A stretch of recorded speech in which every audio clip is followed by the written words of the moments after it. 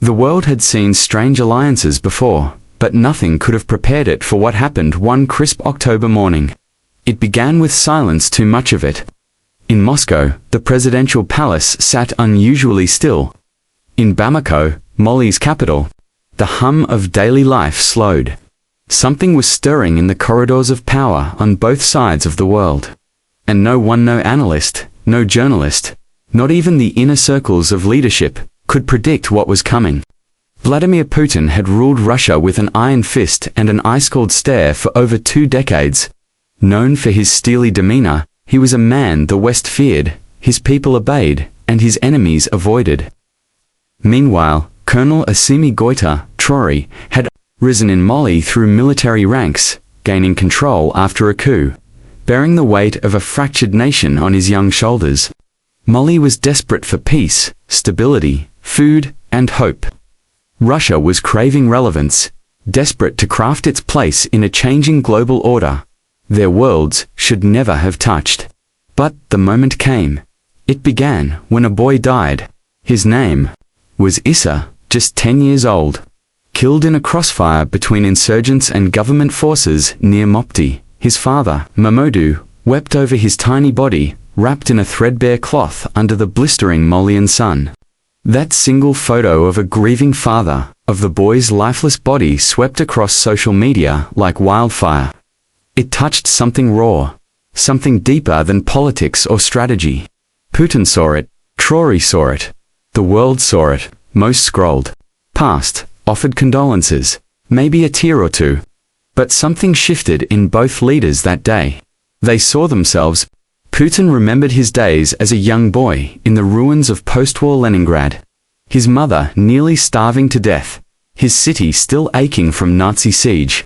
Traoré remembered the villages he marched through as a soldier, seeing mothers pleading with soldiers to spare their sons, seeing eyes hollowed from years of war and hunger.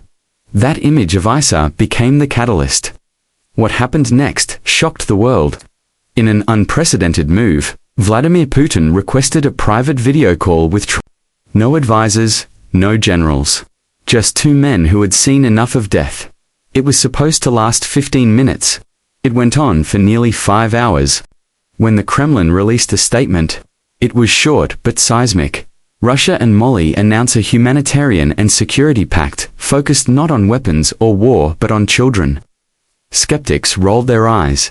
Critics scoffed. Propaganda. They said diversion.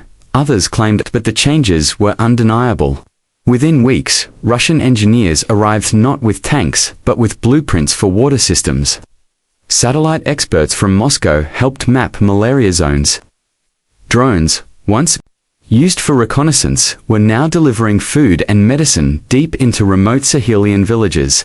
In return, Mali opened its doors to Russian students, inviting them to study indigenous medicine and sustainable farming practices rooted in centuries of Malian knowledge.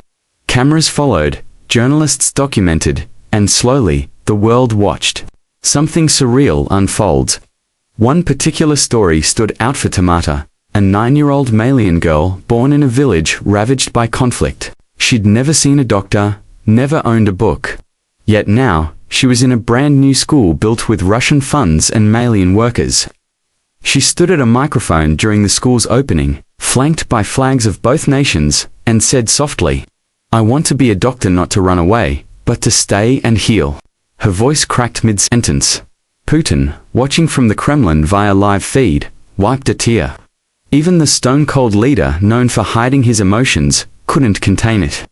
Traoré smiled, a rare, genuine smile that lit up the hall. Of course. The road wasn't smooth. There were critics at home.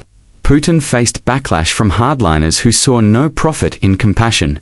"Where is the geopolitical gain?" they cried. "Why build schools in Africa when Russians struggle to..." Traoré was accused of selling out Mali's sovereignty. First the French, now the Russians. Critics shouted in Bamako's public squares. Threats of rebellion stirred again. The military fractured. And then the real test came. A militia, angry at Mali's changing alliances, kidnapped a group of Russian engineers in the north. The media pounced. Russia threatened to withdraw. The world held its breath. But instead of retaliating with missiles or mercenaries, Putin did the unthinkable. He authorized direct negotiations, with Traoré himself leading the delegation. 3 days of silence. Then they were released, unharmed. Not a single life lost. At the press conference, Traoré said, "We chose dialogue because for too long, we chose death. And look where it got us." The silence in that room was louder than any applause. Months passed. Then, a year.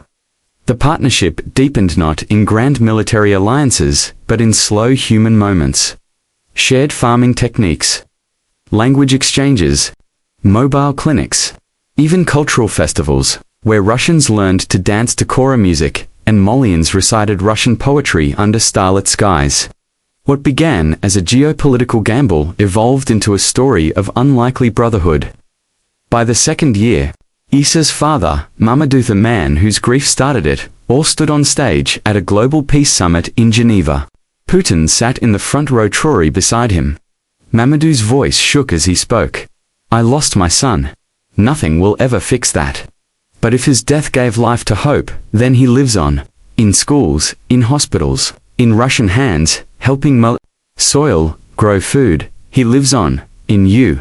The room stood in stunned silence, then erupted in applause. In a world too often defined by division, the alliance of Putin and Traoré didn't erase the pain, the history, or the politics, but it proved something simple and powerful, that even the most unexpected people, from the coldest corners of the earth, can find warmth in compassion. And maybe, just maybe, that's how the world begins to heal. Final message: no one expected this. Not because it was impossible, but because we stopped believing the impossible was worth fighting for. Maybe it's time we start again.